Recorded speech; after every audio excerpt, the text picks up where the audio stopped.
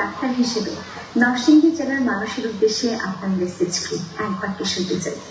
আমার চাওয়া হচ্ছে যখন আপনারা শুনবেন যে আমি পৃথিবীতে নাই, চলে গেছি, তখন আল্লাহর কাছে আমার জন্য আপনারা আমার হয়ে মাপ চাইবেন, আমার জন্য দোয়া করবেন। আল্লাহ যেন আমাকে আমার সমস্ত ভুল ভ্রান্তিগুলো মাফ করে দিয়ে আমাকে শেষ বিচারের দিন বেশ নসিব করে দেয়। চরবাসীর গর্ব, করিমপুরের অহংকার, অধ্যাপক ডাক্তার FM সিদ্দিকী স্যার। চলুন আমরা হৃদয় দিয়ে অনুভব করি সেই আলোর পথযাত্রীর গল্প, আলোর পথযাত্রীর। আর সেই চরের বুক চিরে জন্ম নেওয়া এক আলোকিত স্বপ্ন।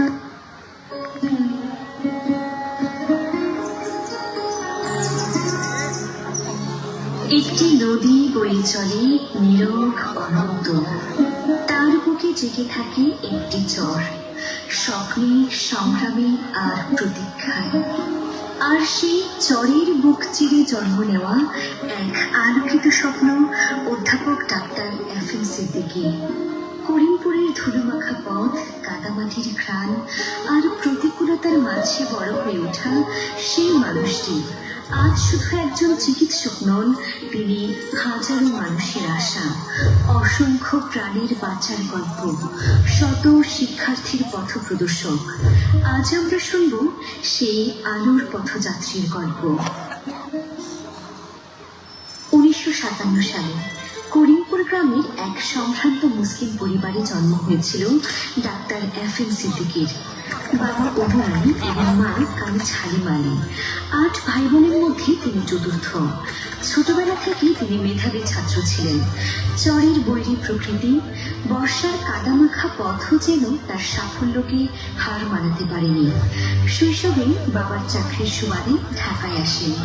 সেখান থেকেই শুরু করেন নতুন পথ চলা। কলাবাগান প্রাথমিক বিদ্যালয় থেকে প্রাইমারি পাশ করে মাধ্যমিকে পা রাখেন।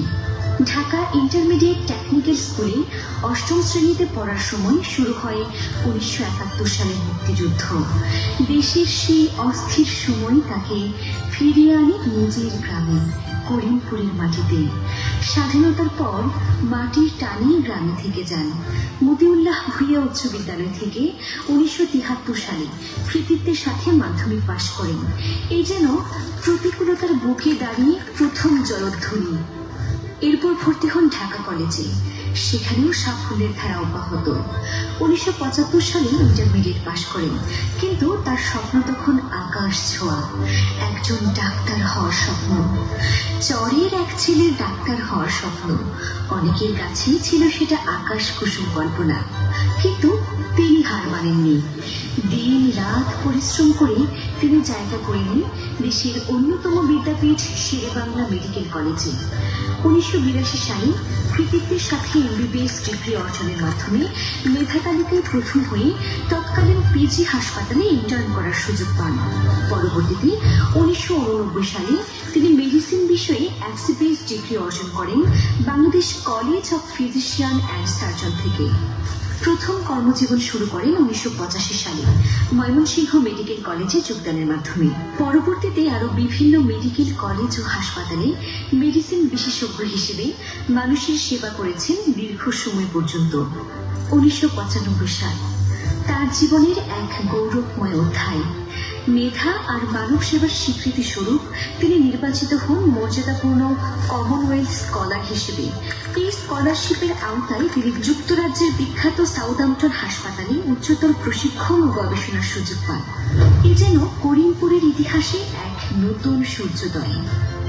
বিদেশের মাটিতে দেশের মুখ উজ্জ্বল করে অর্জিত জ্ঞান আর অভিজ্ঞতার ঝুলি নিয়ে তিনি আবার ফিরে আসেন মাতৃভূমিতে। কারণ তার বিশ্বাস ছিল জ্ঞান তখনই পূর্ণতা পায় যখন তা মানুষের সেবায় নিবেদিত হয়। দেশে ফিরে 1998 সালে ঢাকা মেডিকেল কলেজের অধ্যাপক হিসেবে যোগদান করেন। ঢাকা ল্যাবেজ হাসপাতালে professor of medicine and consultant হিসেবে কর্মরত আছেন দীর্ঘ সময় ধরে। প্রতিদিন শত শত জটিল রোগী তার পরামর্শে খুঁজে পান নতুন জীবনের দিশা। সম্প্রতি 2026 সাল আরও একটি গৌরবময় অর্জন। ডাক্তার FM বাংলাদেশ মেডিকেল বিশ্ববিদ্যালয়ের ভাইস চ্যান্সেলর হিসেবে দায়িত্ব গ্রহণ করেছেন। করিমপুরের সন্তান আজ দেশের চিকিৎসা সেবার সর্বোচ্চ আসনে।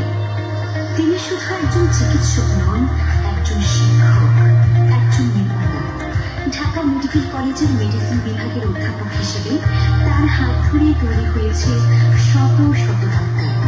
আজ দেশের বিভিন্ন প্রান্তে তার শিক্ষার্থীরা মানব সেবার মাধ্যমে উজ্জ্বল দৃষ্টান্ত স্থাপন করছে। স্যার সরাসরি আমার শিক্ষক। আমরা যখন 5th ইয়ারে পড়ি তখনই স্যারের সান্নিধ্যে আসার সুযোগ পাই। এটা আমাদের জন্য একটা বড় একটা অভিজ্ঞতা। স্যারের মতো এত স্মার্ট, সুদর্শন এবং নলেজেবল একজন পার্সন আমাদের শিক্ষক হিসেবে এসেছে, সেটা আমরা খুব এনজয় করি। স্যারের যে ডেডিকেশন, আমাদের স্টুডেন্টদের প্রতি, রোগীদের প্রতি স্যারের যে ভালোবাসা, যে নিবেদন, সেটা এখনো আমাদেরকে অনুপ্রাণিত করে, আমরা আরো ইন্সপায়ার্ড হই। আমি যখন ঢাকা মেডিকেলের ছাত্র ছিলাম এবং ইন্টার্ন ডক্টর ছিলাম, তখন থেকেই স্যার আমাদের মেন্টর এবং গাইড হিসেবে আমাদেরকে অনুপ্রেরণা দিয়েছেন এবং মেডিসিন বিষয়ে কেরিয়ার করার পিছনে আসলে স্যারের থেকেই আমরা অনুপ্রেরণা পেয়েছি। আমরা স্যারের ছাত্র, এখন আমরা প্রফেসর হয়ে গেছি। আসলে স্যার তো শিক্ষকদেরও শিক্ষক। ব্যক্তি জীবনে তিনি সাদামাটা অথচ গভীর এবং আদর্শ একজন মানুষ। তার সহধর্মিণী ডাক্তার সোহেলা রহমান এবং 3 পুত্র সন্তান নিয়ে তার পরিবার, যেখানে ভালোবাসা আর মানবিকতার শিক্ষা প্রতিদিন জন্ম নেয়। ডাক্তার FM সিদ্দিকীর আদর্শ অসাধারণ। মানুষের কল্যাণে কাজ করেই তার ধর্ম। তিনি স্বপ্ন দেখেন এমন এক বাংলাদেশে যেখানে চিকিৎসার অভাবে কারোর মৃত্যু হবে না। সেবা যার ধর্ম, স্বীকৃতি এবং সম্মান তার পেছনেই ছুটবে। আর তাই তো ডাক্তার FM সিদ্দিকী স্যারের সুনাম ছড়িয়ে পড়েছে আজ দিক বিবেক। চিকিৎসা, শিক্ষা ও গবেষণায় অসামান্য অবদানের জন্য তিনি ভূষিত হয়েছেন নানা পদক ও সম্মাননায়। পদক, সনদ, বিদেশি ডিগ্রি সব ছাপিয়ে ডাক্তার FM সিদ্দিকীর আসল পরিচয় তিনি মানুষের ডাক্তার।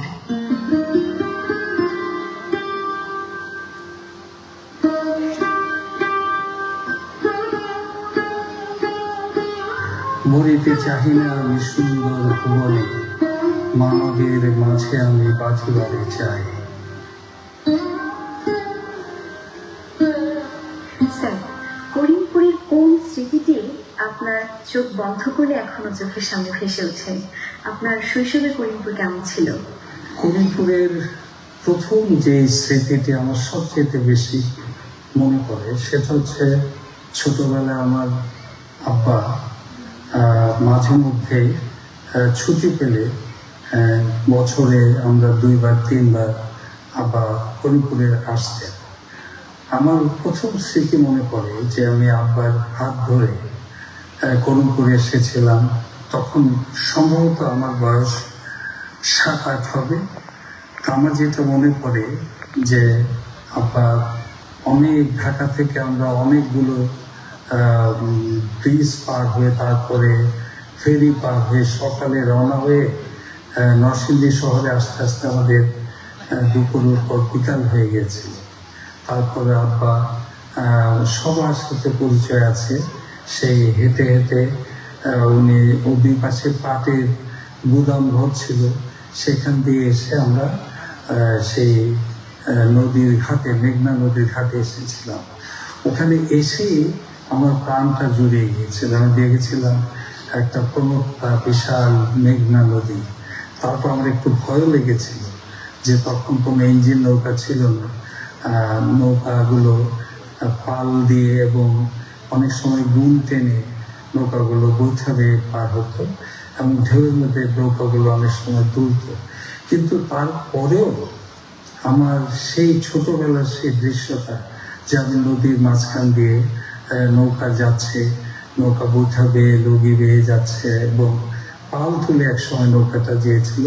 এবং দূর থেকে প্রথম আব্বা আমাকে দেখে বলেছিল, ওই যে বাজারটা দেখতে পাচ্ছ, সেটাই হচ্ছে তোমাদের গ্রাম, সেটাই করিমপুর। সেই যে প্রথম দিনের ছোটবেলার সেই করিমপুর বাজারের দৃশ্যটা, সেটাই আমার মনের মধ্যে এখন গেঁথে আছে। স্যার, আমরা জানি রোগীকে সেবা দেওয়াই ডাক্তারের কাজ। আপনার এই 45 বছরের ক্যারিয়ার জীবনে এমন কোনো রোগীর কথা মনে পড়ে কি যাকে চিকিৎসা দিতে পেরে নিজের সকল কষ্ট সার্থক মনে হয়েছে? 45 বছরের প্রফেশনাল ক্যারিয়ারে আমি যত মানুষ দেখেছি, তার মধ্যে আমার তো মনে হয় সবচাইতে বড় এবং ইম্পর্টেন্ট যে পেশেন্টের সার্বক্ষণিক চিকিৎসার দায়িত্বে আমি ছিলাম। প্রধান চিকিৎসক হিসাবে আমি প্রাক্তন প্রধানমন্ত্রী কিছুদিন আগে যিনি মৃত্যুবরণ করেছেন, বেগম খালেদা জিয়া, রোগী হিসাবে শুধু না, মানুষ হিসাবে এবং বিভিন্ন কঠিন সময়ে দেশে ওনার নিজের ব্যক্তিগত এবং অন্যান্য সময়ে যে আমি সার্বক্ষণিক ওনার পাশে থেকে ওনাকে কাছে থেকে দেখতে পেরেছি এবং চিকিৎসা করতে পেরেছিলাম, সম্ভবত সেটাই আমার জীবনের সবচেয়ে উল্লেখযোগ্য ঘটনা। এর মধ্যে মনে রাখতে হবে, যেহেতু আমি প্রধান চিকিৎসক ছিলাম এবং অনেক কঠিন সময়ে আমি ওনার চিকিৎসা করেছিলাম, সে সময় একটা বিশাল মেডিকেল বোর্ড ছিল। সেই মেডিকেল বোর্ডে দেশের প্রথিতযশা চিকিৎসকরা ছিলেন, দেশের বাইরে বিদেশে আমেরিকা, ইউরোপ এবং অন্যান্য দেশের চিকিৎসকরা ছিলেন। বিভিন্ন দেশের রাষ্ট্রপ্রধানগণ, রাষ্ট্রদূতগণ ওনার চিকিৎসার খোঁজখবর নিতেন এবং পাবলিকলি অনেক সময় আমাকে মেডিকেল বোর্ডের প্রধান হিসেবে অনেক গুরুত্বপূর্ণ মেডিকেল বোর্ডের সাংবাদিক সম্মেলন করতে হয়েছে। এই সমস্ত বিষয়গুলোই আমার জীবনের সবচেয়ে উল্লেখযোগ্য ঘটনা হয়ে আছে।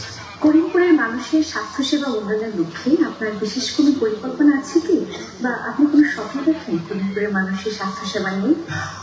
করিমপুরের মানুষের স্বাস্থ্যসেবা নিয়ে আমার অনেক অনেক দিনের স্বপ্ন, এবং করিমপুরকে কেন্দ্রে রেখে সমস্ত চরাঞ্চলের মানুষের জন্য স্বাস্থ্য সেবার একটা কিছু করে যাওয়া অনেক দিনের স্বপ্ন।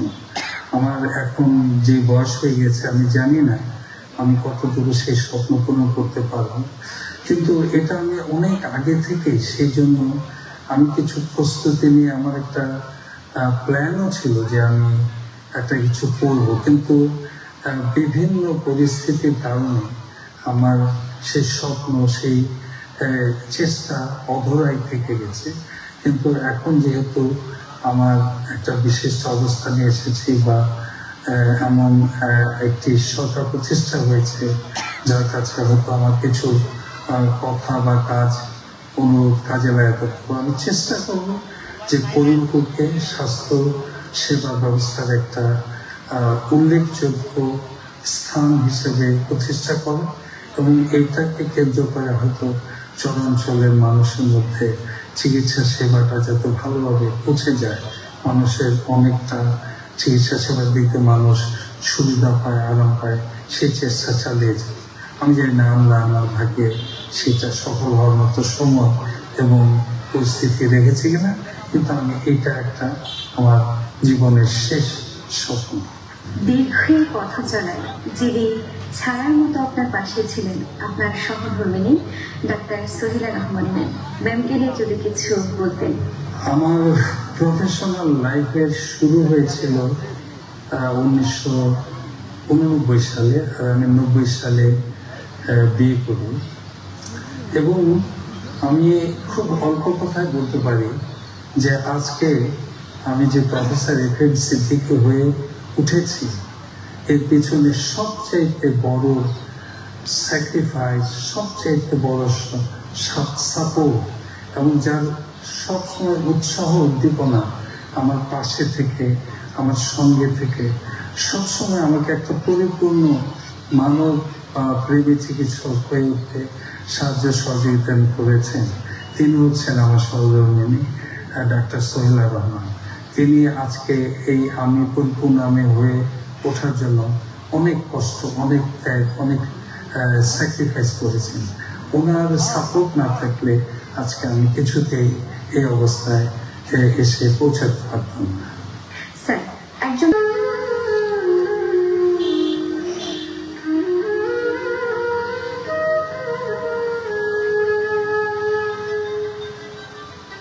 বাংলাদেশের সাবেক প্রধানমন্ত্রী বেগম খালেদা জিয়ার ব্যক্তিগত প্রধান চিকিৎসক হিসেবেও তিনি দায়িত্ব পালন করেছিলেন, যা তার দক্ষতা ও বিশ্বাসযোগ্যতার এক উজ্জ্বল প্রমাণ।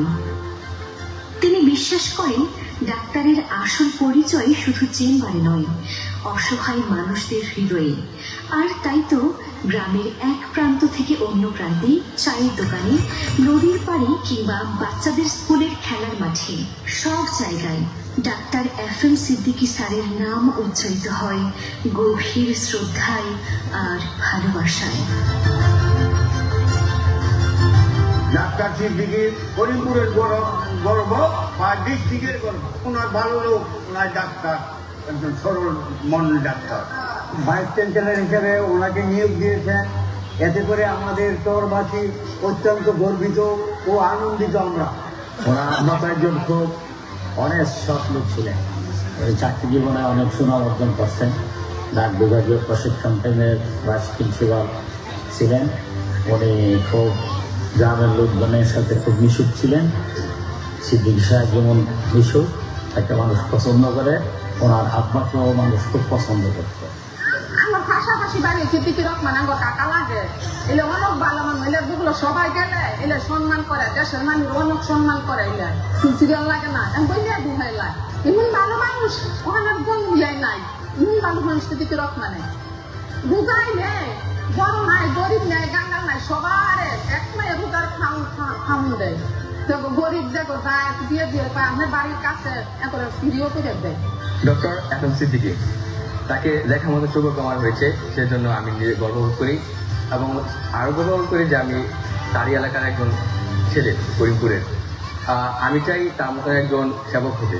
করিমপুরের সুনামধন্য ডাক্তার FM সিদ্দিকী স্যার, এবং তিনি খুবই সুনামধন্য সারা বাংলাদেশ, এবং তিনি আমাদের গর্ব। আমরা স্বপ্ন দেখি তার মতন একজন সুনামধন্য ডাক্তার হব।